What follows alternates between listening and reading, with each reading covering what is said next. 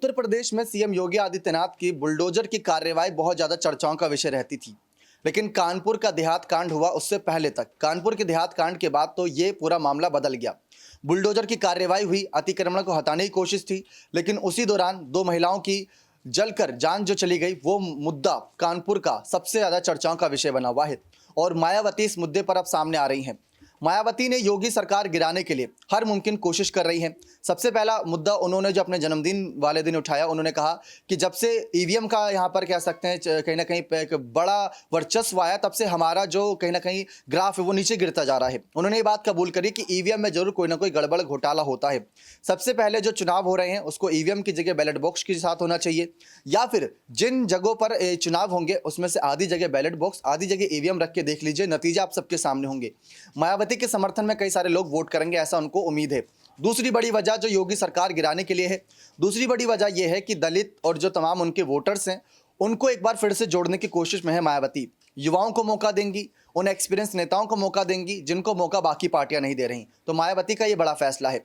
अब तीसरा जो बड़ा यहाँ पर पॉइंट आता है, मायावती किस तरीके से योगी सरकार गिरा सकती है, वो पॉइंट इस वजह से है कि अखिलेश यादव, कांग्रेस पार्टी और साथ ही साथ अगर बात करें आरएलडी हो गई, ऐसी कुछ बड़ी पार्टियां हैं जो पहले ही योगी सरकार को कमजोर करने पर तुली पड़ी है।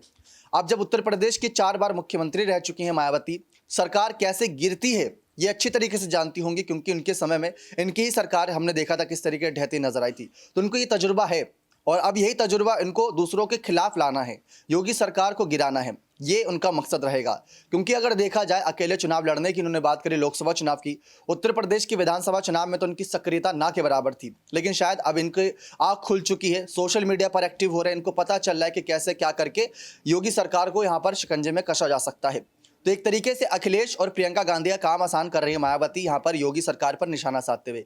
योगी सरकार का बिना जिक्र किए हुए हालिया सरकार का यहाँ पर लगातार नाम लेकर मायावती निशाना साध रही हैं। ये कह रहे हैं कि जो कुछ भी बुलडोजर की कार्रवाई हुई वो सब यहाँ पर गलत था, और जिस तरीके से कानपुर का मामला घटा और ग्लोबल समिट हो रहा है, ग्लोबल समिट पर कह सकते हैं एक बड़ा दाग डाल दिया कानपुर के देहात कांड ने। तो मायावती का कहीं ना कहीं निशाना इस बार सटीक बैठ रहा है, उनकी बातों को लोग सुनना चाह रहे हैं। योगी सरकार गिरेगी नहीं गिरेगी ये तो बात की बात है, क्योंकि सीएम योगी आदित्यनाथ इस समय उत्तर प्रदेश ही नहीं बल्कि हर राज्यों में चर्चाओं का विषय रहते हैं। उनकी सरकार हिला पाना भी बहुत मुश्किल है, गिराने की तो बात बहुत दूर है। लेकिन मायावती अब हर एक मुमकिन कोशिश में है।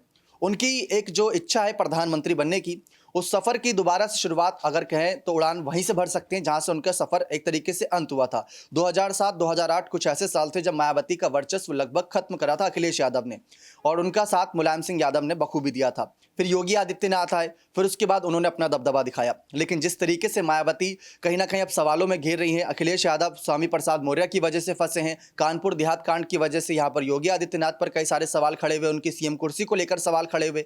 और आरएलडी की बात करें वो तो सपा पर निर्भर करती है, कांग्रेस पार्टी जमीनी स्तर पर मजबूत नहीं है। तो मायावती के पास अच्छा मौका है अपनी खोई हुई जमीन वापस पाने का, अपना मुख्यमंत्री पद वापस पाने का। लेकिन देखते हैं क्या इस सब चाल में कामयाब हो पाती हैं। लेकिन आपको क्या लगता है कि अगर ईवीएम की जगह बैलेट बॉक्स से वोटिंग होती है तो क्या सचमुच मायावती सत्ता में वापस आ पाएंगे? अपनी राय कमेंट सेक्शन में जोड़ दीजिएगा। बहुत बहुत धन्यवाद।